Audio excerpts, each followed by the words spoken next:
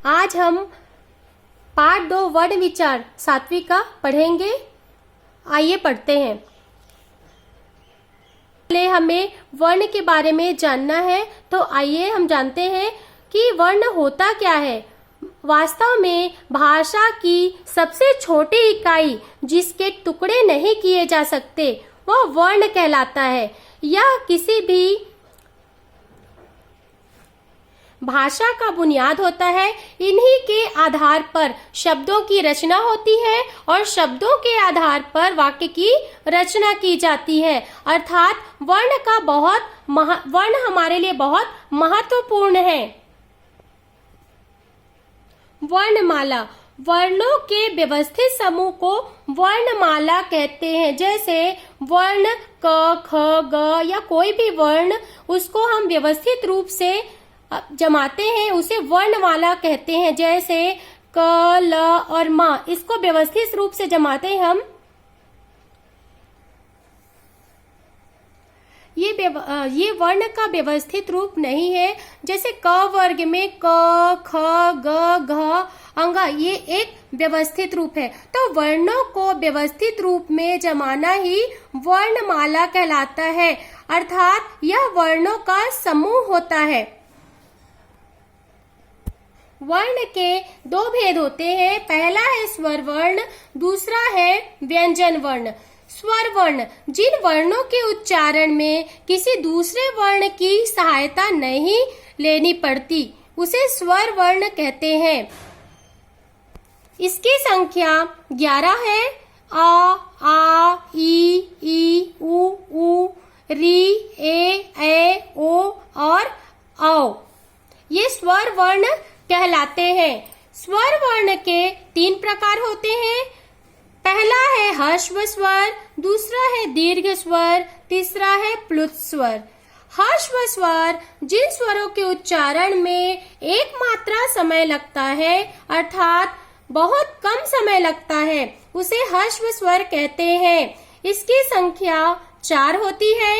अ, ई, उ और री। इन स्वरों के उच्चारण में कम समय लगता है, इसलिए इन्हें ह्रस्व स्वर कहते हैं।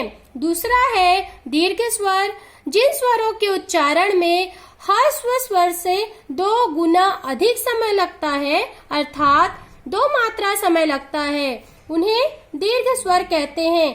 इसकी संख्या 7 होती है। आ, ई, उ, ए, ओ और औ। इनका उच्चारण करने में ह्रस्व स्वर से 2 गुना अधिक समय लगता है, इसलिए इन्हें दीर्घ स्वर कहा जाता है। तीसरा है प्लुत स्वर, जिन स्वरों के उच्चारण में ह्रस्व स्वर से 3 गुना अधिक समय लगता है, उन्हें प्लुत स्वर कहते हैं। इनका प्रयोग अधिकतर पुकारते समय किया जाता है। जैसे ओम।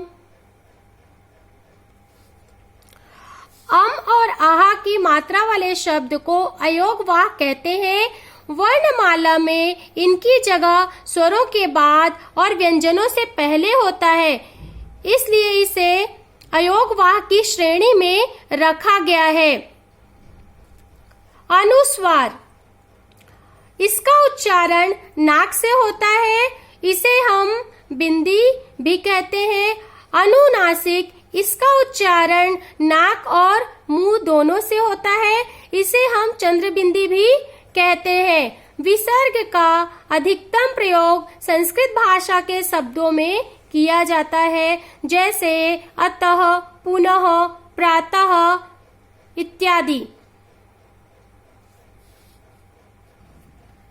व्यंजन वर्ण, जिन वर्णों का उच्चारण स्वरों की सहायता से किया जाता है, उन्हें व्यंजन वर्ण कहते हैं।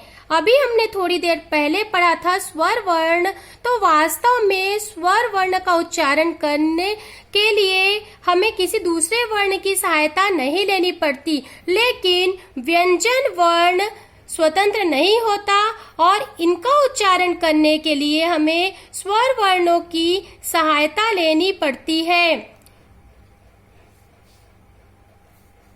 व्यंजन वर्णों की संख्या 33 होती है तथा 2 अन्य व्यंजन होते हैं तथा 4 संयुक्त व्यंजन होते हैं। ये सब मिलाकर 39 व्यंजन होते हैं। व्यंजन के 3 भेद होते हैं, स्पर्श व्यंजन, अंतस्थ व्यंजन, ऊष्म व्यंजन। स्पर्श व्यंजन जिन व्यंजन के उच्चारण में मुंह से निकलने वाली हवा अर्थात जिन व्यंजन का उच्चारण करते समय हमारा जो जीवा है वह मुंह के विभिन्न स्थानों पर स्पर्श करता है, उसे स्पर्श व्यंजन कहते हैं। स्पर्श व्यंजन की संख्या 25 होती है और इसके 5 वर्ग होते हैं, जैसे क वर्ग, च वर्ग, ट वर्ग, त वर्ग और प वर्ग। प्रत्येक वर्ग में 5-5 व्यंजन होते हैं, इसलिए इसकी संख्या 25 होती है। जैसे क वर्ग में 5 व्यंजन क, ख, ग, घ, अंग। इसे कंठ ध्वनि कहते हैं क्योंकि इसका उच्चारण करते समय हमें ऐसा महसूस होता है जैसे ये हमारे कंठ से निकल रहा है। च वर्ग च, छ, ज, झ, इया। इसको तालव्य व्यंजन या तालु व्यंजन कहा जाता है क्योंकि जब हम इसका उच्चारण करते हैं तो हमारा जीभ हमारे तालु से टकराता है, इसलिए इसे तालव्य व्यंजन या तालु व्यंजन कहा जाता है। ट वर्ग ट, ठ, ड, ढ, अण। इसे मूर्धन्य व्यंजन या मूर्धा व्यंजन कहते हैं क्योंकि जब हम इस वर्ग का उच्चारण करते हैं तो हमारा जीभ हमारे मूर्धा से टकराता है। त वर्ग त, थ, द, ध, न। इसे दंत व्यंजन कहा जाता है क्योंकि जब हम इस वर्ग का उच्चारण करते हैं तो हमारा जीभ हमारे दांत से टकराता है, इसलिए इसे दंत व्यंजन कहा जाता है। प वर्ग जब हम इस वर्ग का उच्चारण करते हैं तो दोनों होंठ हमारा आपस में टकराता है, इसलिए इसे होष्ठ व्यंजन कहा जाता है। दूसरा है अंतस्थ व्यंजन। स्वर तथा व्यंजन के बीच होने के कारण इन्हें अंतस्थ व्यंजन कहा जाता है। इनके उच्चारण में जीभ मुंह के किसी भाग को पूरी तरह स्पर्श नहीं करती, उन्हें अंतस्थ व्यंजन कहा जाता है। अंतस्थ व्यंजन की संख्या 4 होती है, य, र, ल और व। तीसरा है ऊष्म व्यंजन। ऊष्म व्यंजन के उच्चारण में श्वास तेजी से बाहर निकलने के कारण मुंह से गर्मी पैदा होती है या ऊष्मा पैदा होती है, इसलिए इसे ऊष्म व्यंजन कहा जाता है। जैसे श, श, स और ह। हम इसका उच्चारण करते हैं तो हमें ऐसा लगता है कि हमारे मुंह से गर्मी पैदा हो रही है, इसलिए इसे ऊष्म व्यंजन कहा जाता है। इसकी संख्या 4 होती है। श्वास की मात्रा के अनुसार व्यंजनों के अल्प प्राण तथा महाप्राण 2 प्रकार के भेद होते हैं। अल्प प्राण जैसे हमने थोड़ी देर पढ़ा था, क वर्ग में 5 व्यंजन होते हैं, वैसे प्रत्येक वर्ग में 5-5 व्यंजन होते हैं।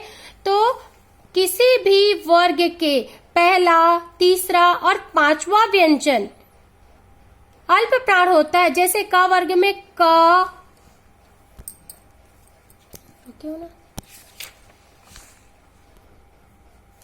जैसे क वर्ग का पहला, तीसरा और 5वां क, ग और अंगा। च वर्ग का च, ज और इया। ट वर्ग का ट, ड और अणा। त वर्ग का त, द और न। प वर्ग का प, ब और म। मतलब पहला, तीसरा और आखिरी वर्ण ये अल्प प्राण होते हैं और दूसरा और चौथा महाप्राण होते हैं।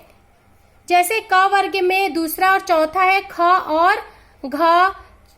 च वर्ग में छ और झ। ट वर्ग में ठ और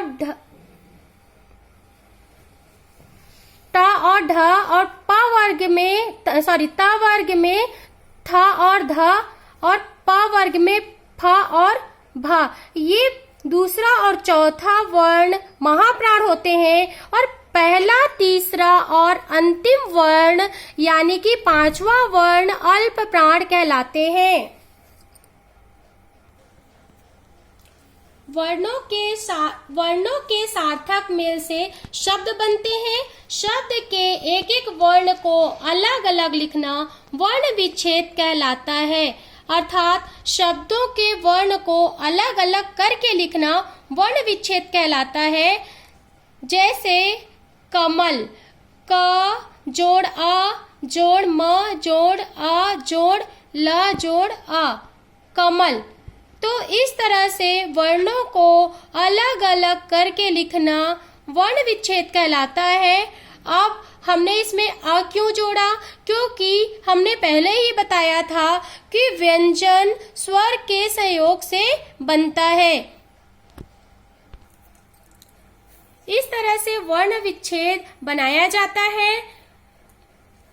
इस पाठ के प्रश्नों के उत्तर आपको वेबसाइट पे मिल जाएंगे, उसे लिखकर याद कर लेना और मैं उम्मीद करती हूँ कि आपको पूरा पाठ समझ में आ गया होगा।